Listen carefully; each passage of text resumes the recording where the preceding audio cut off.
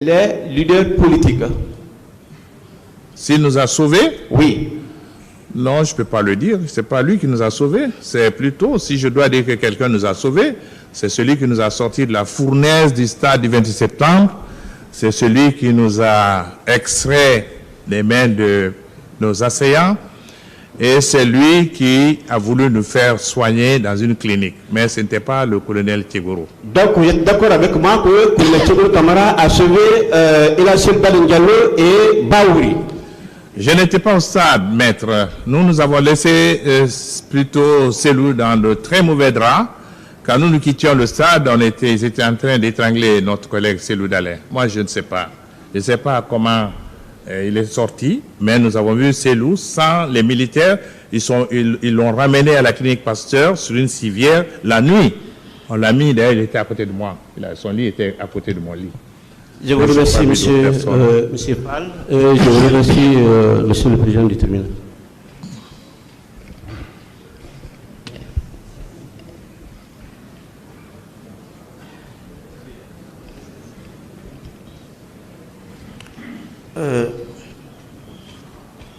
Je vous remercie, monsieur le Premier ministre.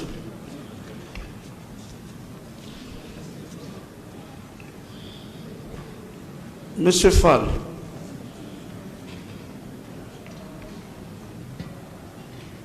le commandant Toumba vous a sauvé la vie et vous a sorti de la fournaise, comme vous l'avez déclaré vous-même. C'est bien cela? Oui, tout à fait. D'accord. Mais vous confirmez qu'au moment où vous sortez de la fournaise, il y avait d'autres Guinéens qui tombaient par centaines?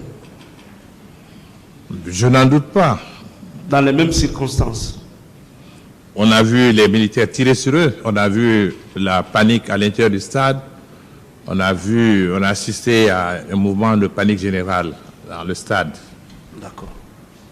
Dans un stade où les manifestants étaient à main nue, oui ou non? Absolument.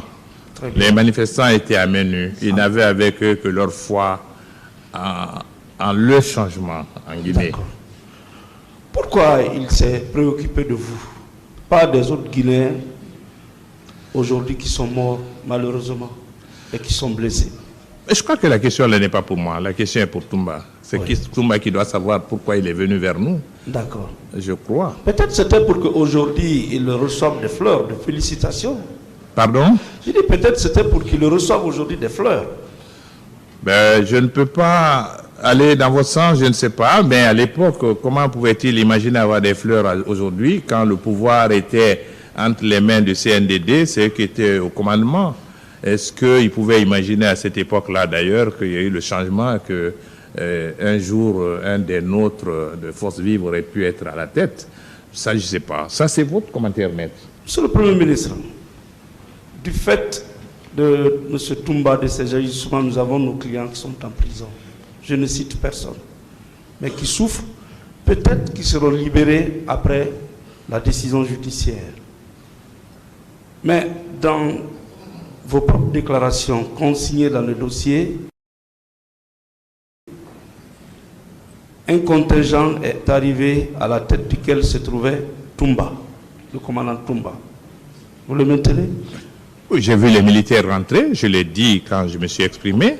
J'ai vu des militaires rentrer et j'ai vu Toumba parmi eux. Bien. Ça, c'est constant. Qui était leur chef?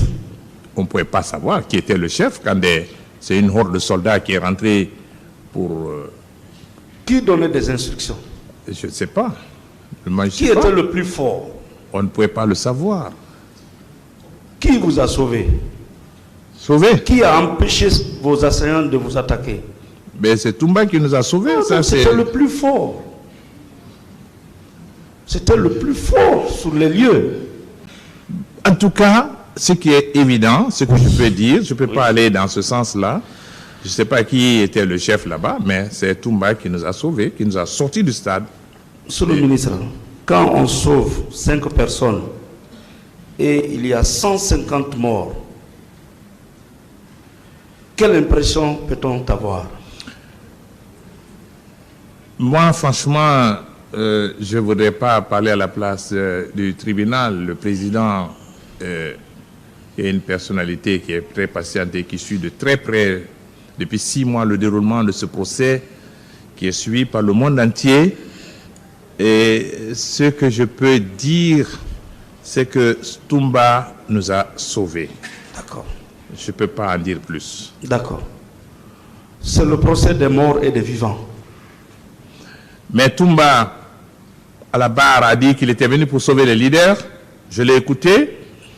Et des années après le drame du 28 septembre, franchement, je commence à croire à ce qu'il a dit, ce que j'ai vu sur le terrain.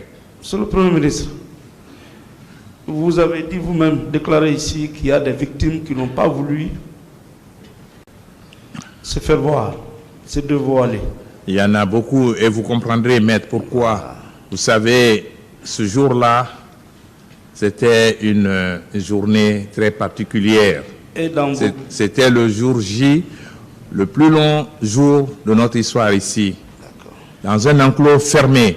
Imaginez un enclos fermé, des portails tenus par des militaires, le stade rempli de gaz lacrymogène, des militaires qui tuent.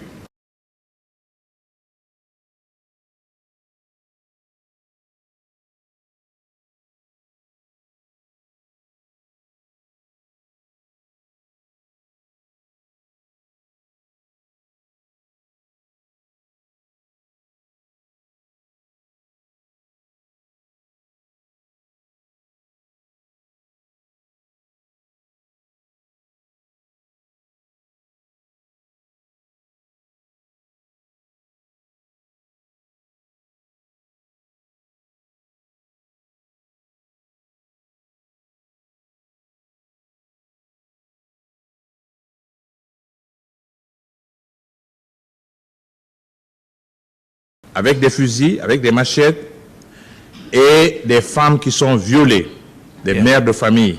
Beaucoup ont préféré vivre leur traumatisme et porter leur deuil du traumatisme et qui continuent à le faire. Et elles n'ont pas voulu, et je respecte leur silence. Monsieur le Premier ministre, est-ce que le commandant du salon, le commandant du régiment de la garde présidentielle peut venir dans un stade pour maintenir l'ordre, en tant qu'homme d'État? Mais vous savez, moi je ne connais pas le commandant du salon, je ne connais pas le commandant de la Légion, vous avez dit. Nous, on voyait Toumba comme aide de camp du président du CNDD. C'est comme ça qu'on le voyait. D'accord. C'est ce que nous savions de lui. Monsieur le Premier ministre, est-ce qu'un aide du camp peut venir dans un stade pour sauver la manifestation, pour sauver les leaders dans tout État civilisé? Non, je ne suis pas dans cette logique. C'est Toumba qui l'a dit. C'est lui qui a dit devant le tribunal que lui est venu pour sauver les leaders politiques.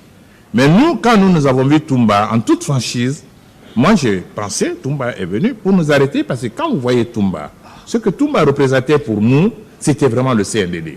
Voir Toumba, c'est voir son patron. Et donc, Toumba, pour nous, quand moi je l'ai vu rentrer, il était venu pour nous arrêter. Et même quand nous sommes sortis avec lui du stade, j'étais convaincu que Toumba est venu pour nous arrêter. Et quand il nous a mis dans son véhicule, j'étais convaincu qu'il nous amenait au camp Al-Fayar. C'est quand il nous amène à la clinique et qu'il s'est opposé à Marcel, à la clinique, et aussi dans la voiture, la compassion qu'il a eue pour nous dans la voiture, en nous donnant de l'eau, en nous donnant des Kleenex, et en nous protégeant à la clinique contre la grenade, et en nous ramenant à la gendarmerie. C'est en ce moment que j'ai changé d'avis vis-à-vis de Toumba. Et moi, je ne sais pas quels sont les dessous. Et la question que je me pose toujours, c'est pourquoi Toumba était au stade? Ça, je ne sais pas. C'est lui seul qui peut vous répondre. Moi, je ne peux pas répondre à cette question. Monsieur le Premier ministre, vous avez été au sommet de l'État.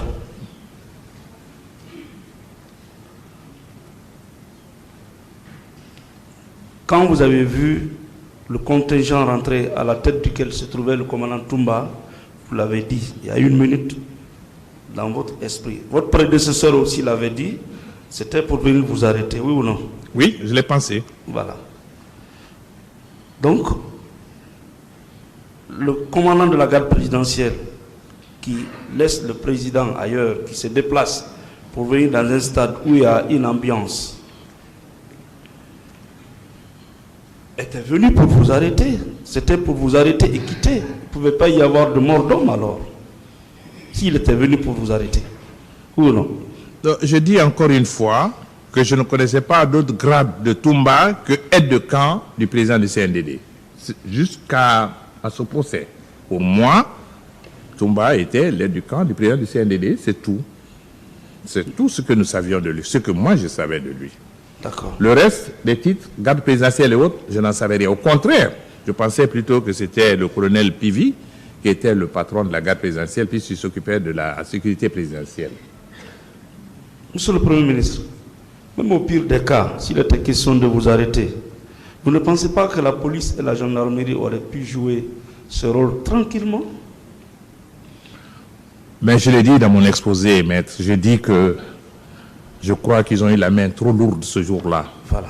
Dès lors que nous étions au stade, Voilà. raisonnablement, ce gouvernement aurait pu attendre qu'on termine notre meeting, puisque le meeting était déjà là, et après nous interpeller. Qu'est-ce qui les empêchait de faire? Mais ils ont choisi la manière forte, la répression. C'est le choix. Qui a choisi la manière forte? Ceux qui envoyaient les soldats. Qui vous avez vu au stade? Les militaires. À la tête se trouvait qui? Maître, j'ai vu Toumba parmi eux. Merci. Bon, je vais vous donner l'avis d'une autre partie civile qui était présente au stade. Oui. S'il vous plaît. Oui. Il s'appelle Suleiman Ba, 1034. Il déclare: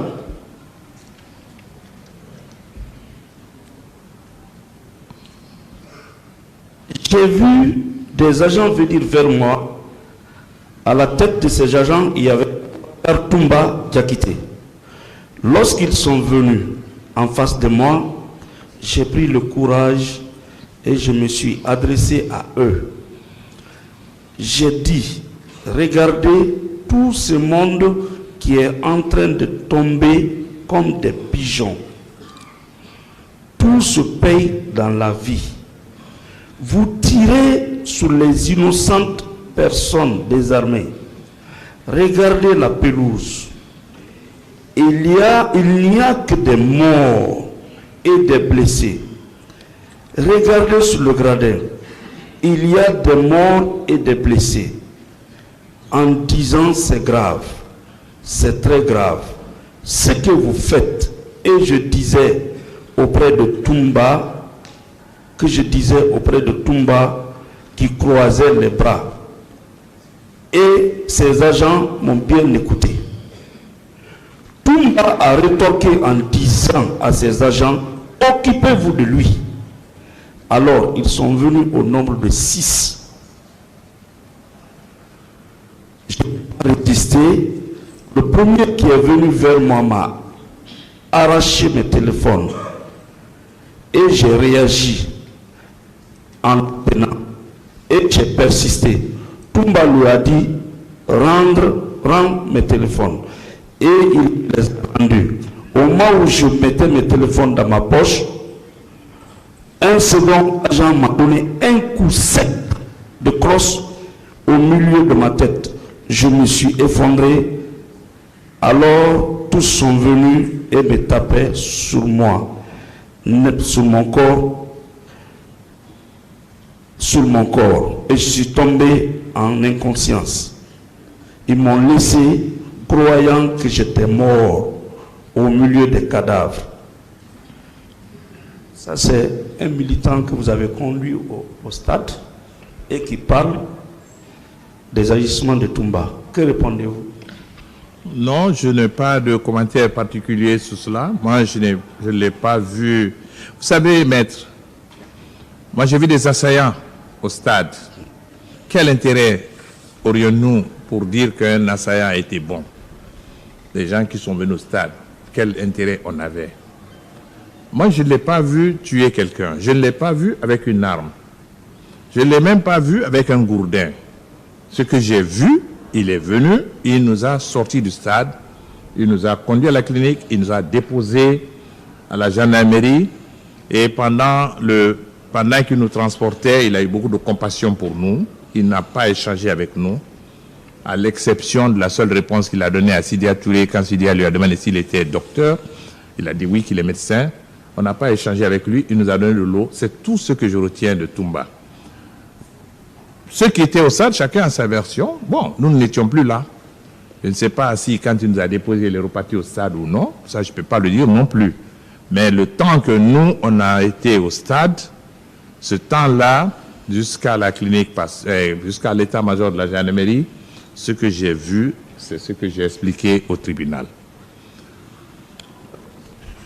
Le tribunal appréciera.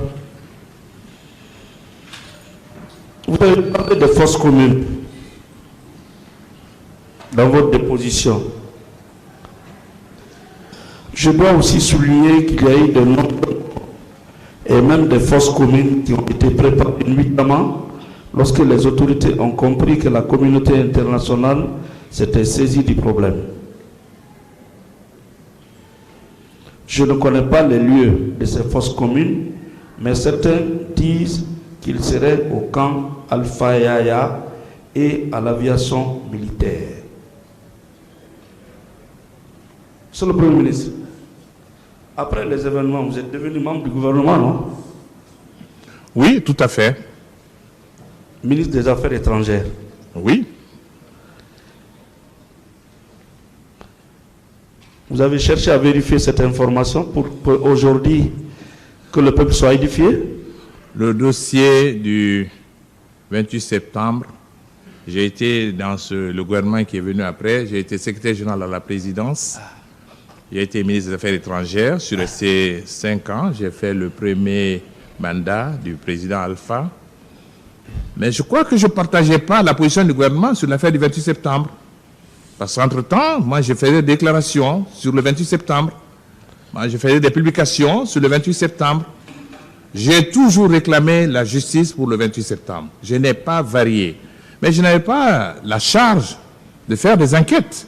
Il appartenait au ministre de la Justice et autres, et à l'autorité d'ordonner. Mais dès lors que, dès après l'élection, comme je l'ai dit dans mon introduction, je l'ai dit qu'au titre de la complémentarité, le gouvernement avait demandé que le massacre du 28 septembre soit jugé par une juridiction nationale et la Cour pénale internationale lui en a donné pleinement droit.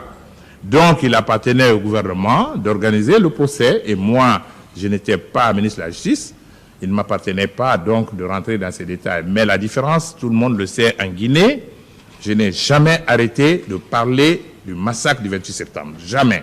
Je l'ai toujours fait. J'en ai toujours parlé. Je n'oublierai jamais le souvenir de cette journée. Je n'oublierai jamais ce que les femmes ont enduré ce jour-là. Je n'oublierai pas les jeunes qui sont morts là-bas, qui n'ont rien fait, qui aspiraient seulement à la liberté, au changement. Et on les a massacrés. Jamais je n'oublierai. Et c'est la raison pour laquelle je ne me suis jamais tué.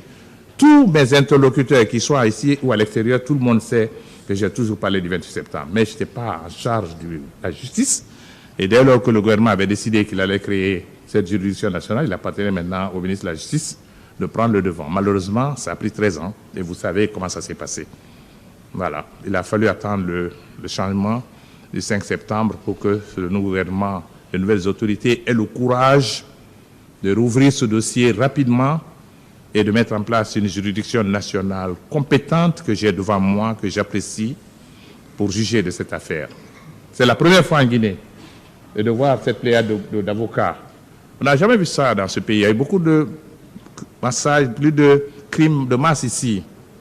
Mais je suis très heureux, comme je l'ai dit, de voir la jeunesse de ce tribunal-là et de voir des gens compétents qui sont là, des avocats chevronnés. Ça, c'est un exemple qu'on donne. Ce que j'aurais souhaité, moi, et je crois que la réalisation, le jour où j'ai appris que le procès va se tenir, j'ai fait un tweet. Vous pouvez le retrouver dans mes tweets. Mais à l'époque, ce n'était pas à moi de décider. Voilà, maître. D'accord. Monsieur le Premier ministre, votre combat, c'était d'éviter la candidature militaire. Vous êtes arrivé au stade parce qu'il y avait des velléités. Vous l'avez dit. Dieu aidant, ces velléités sont passées. Le pouvoir est devenu au civil. Vous, vous avez été ministre secrétaire à la présidence. Donc, le tout du président, en un mot, ministre secrétaire général à la présidence de la République. Vous n'avez pas pu inciter notre justice à organiser ce procès. À ce moment, tout était frais, les indices étaient là. Parce que moi, quand je passe devant le stade, j'ai la chair de poule. Tout a disparu. C'est ma dernière question.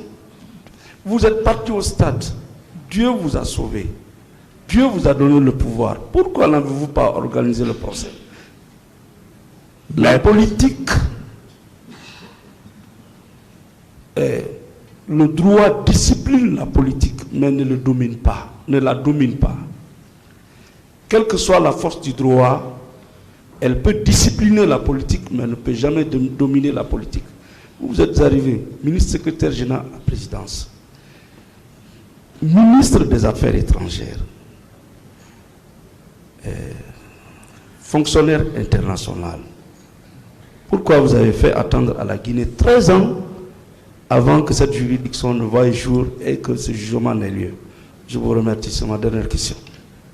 Merci, maître. Vous savez que j'ai beaucoup de respect pour vous, beaucoup d'admiration. Et je pense que vous savez pourquoi. Mais je vais vous dire que même ministre de secrétaire général de la présidence et ministre des Affaires étrangères, cherchez et vous trouverez. Je suis le seul membre du gouvernement qui parlait du 28 septembre. J'ai publié des textes sur le 28 septembre en étant membre du gouvernement. Je l'ai fait. Parmi ceux qui sont ici, qui sont là, certains l'ont lu. Je n'ai jamais cessé de le faire. Donc, si ça ne dépendait que de moi, le procès du massacre du 28 septembre se serait tenu il y a très longtemps. J'étais un avocat de la tenue de ce procès. Je n'ai pas été écouté, certainement que ça a pris du temps. Et j'étais très heureux quand le ministre Sako est devenu ministre de la Justice. Et on est resté au gouvernement quelques mois, malheureusement, ensemble. Mais c'est lui qui a fait avancer ce dossier. Il sait ce que je lui disais. Mais je n'avais pas le pouvoir d'organiser ce procès. Si je l'avais, ce procès aurait été tenu par une juridiction nationale depuis très longtemps. Mais je n'ai jamais perdu espoir parce que je savais que ce sont des crimes imprescriptibles et que tôt ou tard, si le gouvernement ne le faisait pas, la CPI allait s'emparer du dossier. C'est clair, parce que c'était leur dossier. La juridiction nationale qui est ici aujourd'hui, je salue la tenue de ce procès par une juridiction nationale, mais je sais que c'était le dossier de la Cour pénale internationale. Et c'est le sens de la complémentarité qui a fait que le procès a été délocalisé et à juste raison, pour que ce soit une juridiction nationale compétente qui puisse juger de cette affaire-là. Ce dont je m'en félicite sincèrement. Mais si on n'avait pas fait ce procès, la CPI aurait pu commencer à reprendre ce dossier en main. Et ça grinçait déjà. Ça commençait. Et quand le ministre Sako était là, il a eu plusieurs contacts avec la CPI. Et moi-même, ministre des Affaires étrangères, j'ai longuement parlé avec le procureur de la CPI. Tous savaient que si ça ne dépendait que moi, bien qu'étant à l'intérieur du gouvernement, je faisais peut-être la différence. J'étais un militant du procès du massacre du 28 septembre. Je ne l'ai jamais caché.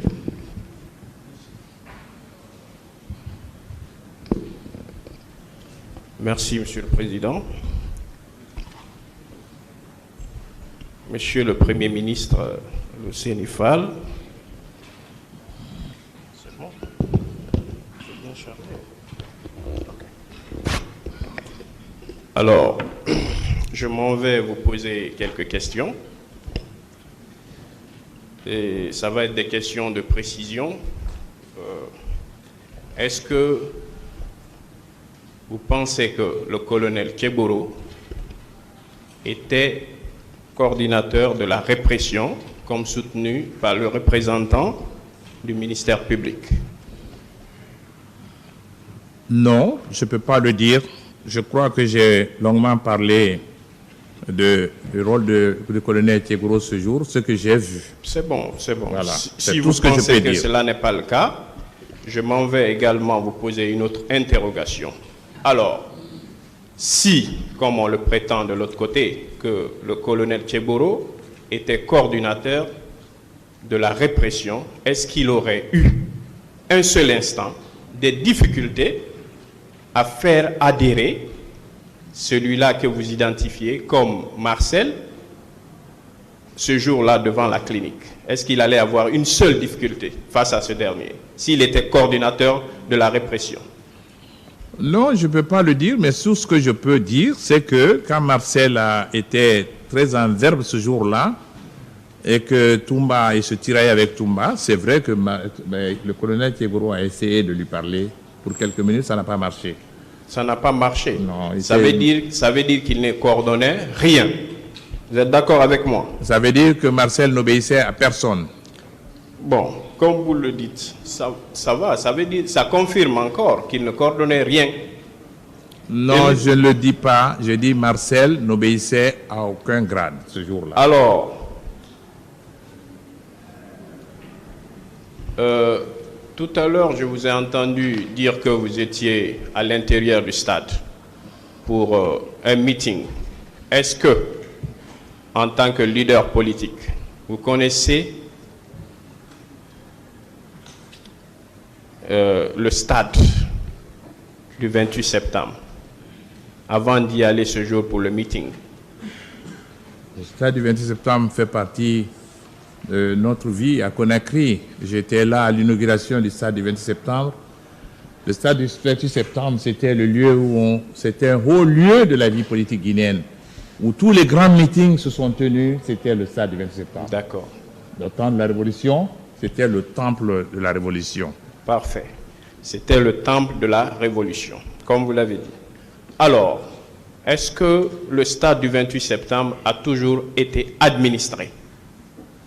Vous confirmez cela? C'est-à-dire qu'il y a toujours eu une administration? Oui, tout à fait. Est-ce que vous, en organisant votre manifestation le 28 septembre 2009, vous aviez obtenu ou bien vous aviez adressé, ne serait-ce qu'un courrier, à l'administration de ce stade qui est un patrimoine national, qui a disons, qui sert toute la nation de Guinée? Le comité d'organisation était bien à règle. Ils ont envoyé une lettre au ministère de la Jeunesse qui gère le stade du 28 septembre. C'était l'autorité supérieure. Et ils se sont adressés, le comité s'est adressé également à la commune de Dixine qui administre politiquement le stade du 28 septembre. Alors, si tel est le cas, je voudrais savoir votre point de rencontre ce jour. Qu'est-ce qui était indiqué? Quel est le lieu qui était indiqué ce jour pour la tenue de votre meeting? Initialement, c'était le stade du 20 septembre. Puisque nous n'avons pas reçu la réponse pour le stade du 20 septembre, nous avons opté pour l'esplanade du stade du 20 septembre. Et le point de ralliement des leaders, c'était le domicile de notre regretté porte-parole, Jean-Marie Doré. Monsieur le Premier ministre, contrairement donc à ce que vous dites là, on a reçu, pas plus tard que la semaine dernière, Monsieur le Président Bahouri, qui est passé ici, qui était d'ailleurs votre président de la commission d'organisation. Il n'a jamais soutenu ici que le lieu indiqué, c'était le stade. Il disait devant ce tribunal que le lieu indiqué, c'était l'esplanade. Qu'est-ce que vous en dites? Non, maître, vous n'avez pas suivi le procès. Bahouri a été très clair. Et il a bien expliqué au tribunal que la demande a été faite au ministère de la Jeunesse pour le stade. C'était notre décision au niveau des forces vives. Et le stade, on n'a pas reçu la réponse du stade. Et donc, nous avons changé pour prendre l'esplanade. Jean-Marie, et plutôt, Bahouri n'a pas dit que c'était le seul lieu qui était retenu. Il a expliqué ici, à cette barre que c'était l'intérieur du stade qui était retenu par nous. Il ne parlait pas en son nom, il parlait à notre nom, à tous. Et ce qu'il vous a dit ici, je le cautionne et j'y adhère.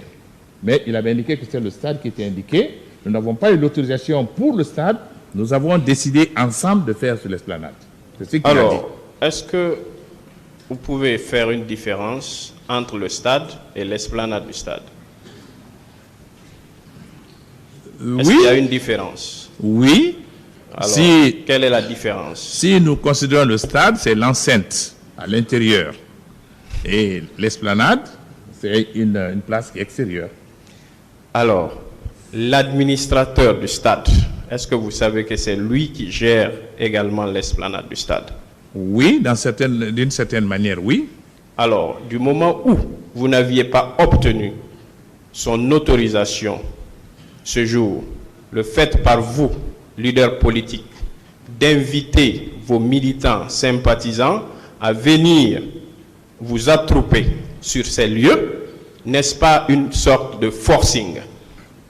Non, pas du tout. D'abord, nous n'avons pas reçu de lettre écrite du directeur du stade pour nous dire qu'on n'était pas autorisé à venir là. On n'a rien reçu d'officiel. Oui, on n'a pas eu de réponse à notre lettre. Donc, nous considérons, d'ailleurs, dans certaines situations, on dit que qui ne dit rien consent. On aurait pu considérer que... Donc, c'est un forcing, vous êtes d'accord? Non, vous avez compris ce que j'ai dit. Je dis, dans certaines circonstances, on dit qui ne dit rien consent. Pas en la Donc, matière. on n'a pas reçu de lettre. On n'a pas Sauf qu'en la matière, c'est inopérant. Vous aviez adressé un courrier qui est revenu sans réponse. Vous connaissez les voies de recours, monsieur le ministre. Alors, on va continuer. Oui. J'ai un problème avec vous. Oui. C'est cette disparité que je constate entre votre déposition ici à la barre et ce qui existe dans le procès verbal.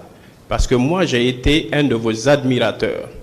J'ai été de loin un sympathisant de FIDEC. J'espère que vous l'êtes encore. Ben, FIDEC, c'est du passé. Oui. Mais, Monsieur le Président,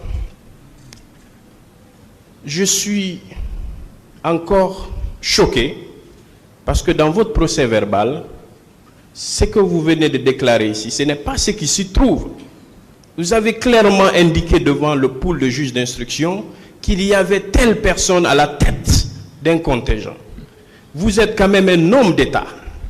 Je voudrais savoir, votre déclaration, c'est avant les événements ou bien c'est après les événements? C'est une question bête, mais je sais que vous allez donner la réponse. Bien entendu que cette déclaration a été faite après les événements. Voilà, c'est bon. Laissez-moi répondre. Ok, allez-y. Laissez-moi répondre. Autant on ne pouvait pas faire de déclaration avant les événements, ça au moins c'est évident. Nous avons fait la déclaration après, mais je vous dis encore une fois qu'on nous a dit de faire une déclaration sommaire, c'était ce qui a été demandé. Le rapport que vous avez à main, si vous le lisez, vous le verrez. Ce qui est constant, j'ai vu rentrer Toumba, il était avec les militaires. Les tout premiers qui sont rentrés, je l'ai vu. Je n'ai aucune raison de couvrir Toumba. Je ne le connais pas et il faisait partie pour moi de ceux qui sont venus au stade. Donc, je n'ai aucune raison. Mais je dis ce qui est. Mais je l'ai vu sur le terrain. La manière dont il a opéré, c'est ce que je vous dis devant le tribunal. Et je suis autorisé devant ce tribunal, en dehors, en plus de ce qui est là, d'être beaucoup plus précis devant un tribunal. Et c'est ce que je suis en train de faire. Entièrement d'accord avec vous. Mais, Monsieur le Président, lorsque vous dites dans votre procès verbal, après avoir vécu les faits, on vous demande de rapporter ces faits de manière sommaire, comme vous l'avez dit. De manière sommaire, vous avez identifié des personnes. Il y avait assez de militaires au stade, mais vous n'êtes parvenu qu'à l'identification de 2 d'entre ces militaires. Maintenant, vous dites qu'un d'entre ces 2 était à la tête d'un contingent et que c'est seulement lorsqu'il a constaté que vous étiez dans de mauvais états qu'il a pris sur lui la responsabilité de vous sortir du stade. C'est ce que vous aviez déclaré devant les juges d'instruction. Et c'est ce qui est versé au dossier. Alors, monsieur le Premier ministre, pourquoi ce changement? Pourquoi? est-ce que c'est dû au fait que vous aviez suivi ce procès de loin, que vous avez eu le réflexe de venir rectifier ce que vous aviez précédemment déposé? Non, maître, non. Je crois que tous les Guinéens se souviendront qu'en 2009, fin 2009, après le massacre, tout le monde se souviendra que j'avais fait une interview sur les radios ici, où j'avais annoncé que Toumba nous a sauvés au stade du 20 septembre. Tous les Guinéens le savent. Et tout le monde a entendu la réplique qui avait été faite à l'époque par un journaliste, bon, ça fait partie de la bagarre, et qui a fait des choses pour nous attaquer, Alpha et moi, pour dire voilà. Mais c'est constant. Mais ce que je vais vous dire, vous avez mentionné 2 militaires, ce sont les 2 que j'ai identifiés, je ne connaissais pas les autres. Même Marcel, je ne le connaissais pas. C'est parce que Marcel s'est particulièrement illustré que j'ai pu mettre un nom sur le visage. J'allais en voilà. venir. Justement, c'était la suite logique de ma question. Vous aviez identifié 2 militaires dans votre procès verbal. Nulle part, il ne ressort le nom de Marcel. Mais ici, devant ce tribunal, vous venez de soutenir que Marcel était avec vous à la clinique. Pourquoi c'est maintenant que vous déclarez Marcel? C'est parce que vous avez suivi le procès ou bien quoi? Non, pas du tout. Si vous lisez le procès verbal, vous verrez que j'ai dit que c'est un garde de la garde présidentielle qui a sorti la grenade. Je l'ai dit dans le PV, relisez. Et c'était bien Marcel. Oui. Je le savais. Je le savais, mais c'est la manière de parler. Mais je l'ai dit que c'est un garde de la garde présidentielle. Il n'y en avait pas beaucoup que j'ai vu là-bas. Mais celui que nous avons identifié était bel et bien Marcel qui était là. Oui, vous savez pourquoi j'ai du mal à saisir cette partie, Monsieur le Président?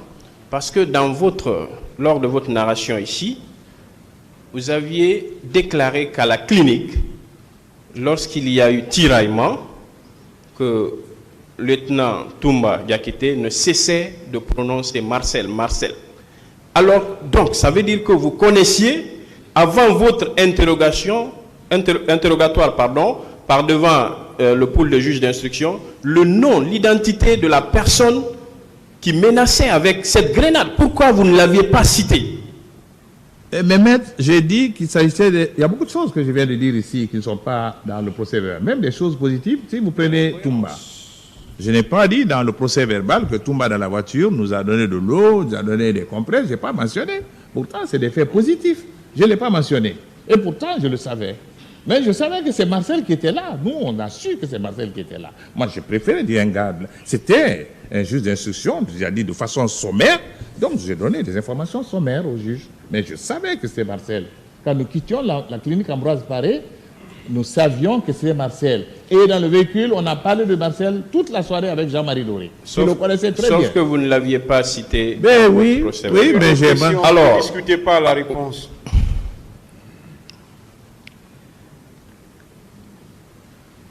Je vais vous demander, est-ce que pour organiser ce meeting géant avec cette foule qu'on ne pouvait pas contenir, est-ce que vous aviez pris quand même, puisque vous l'avez reconnu ici, être un habitué du stade, le temple de la Révolution, est-ce que vous aviez quand même à l'esprit la capacité de ce stade?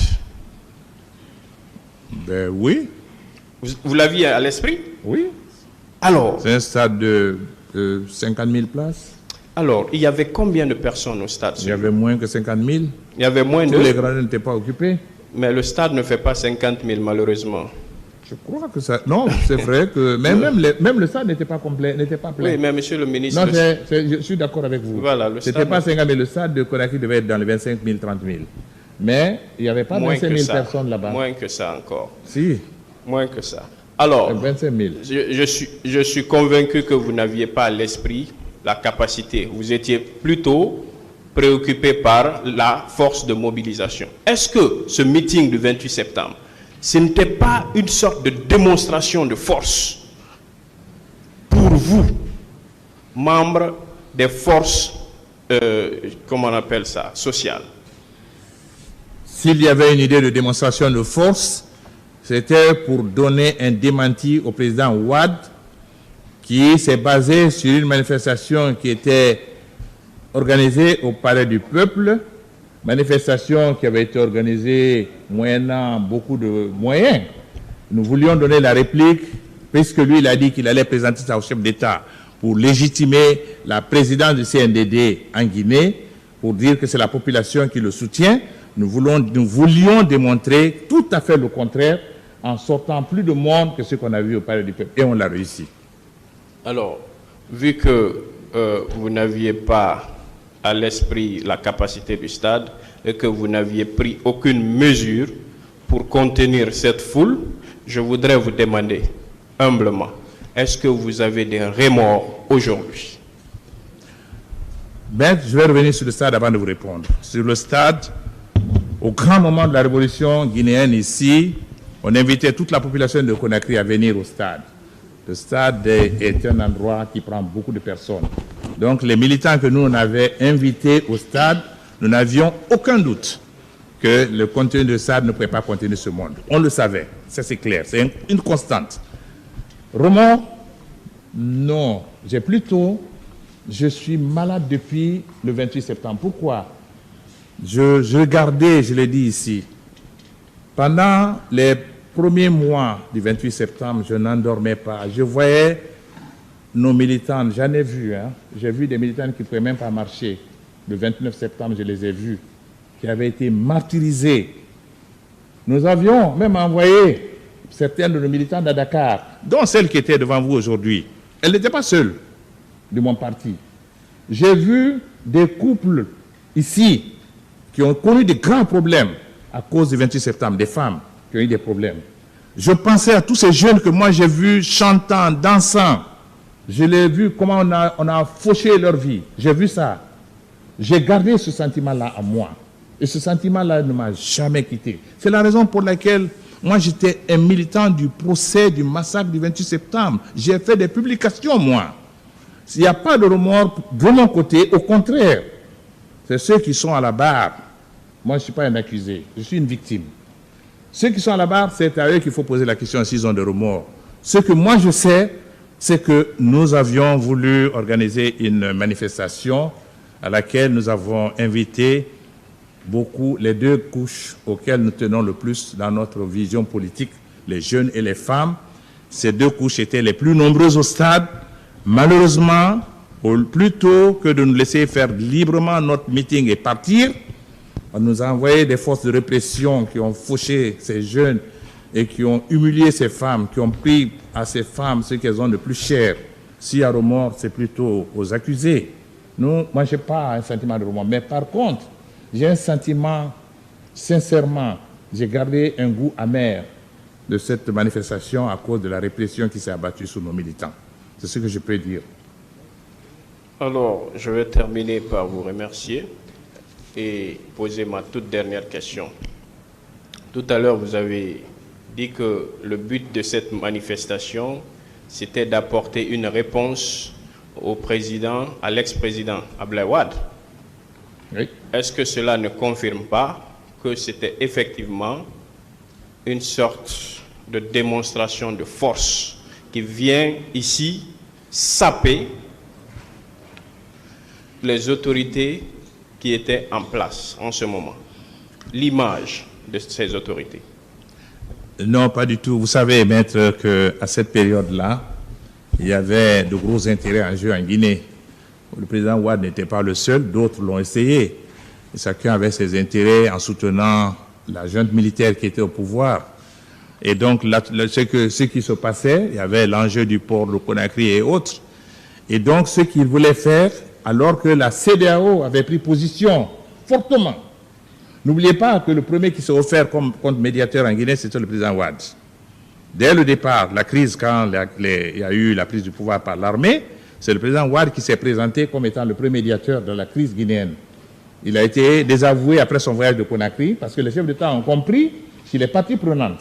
On l'a changé et on a mis le président Blaise.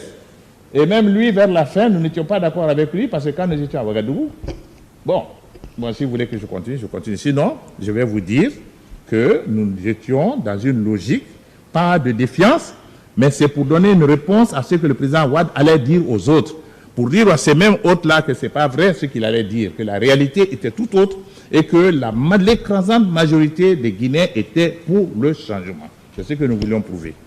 Merci, Monsieur le Président, honorables assesseurs. Je vais passer donc la parole à mon confrère.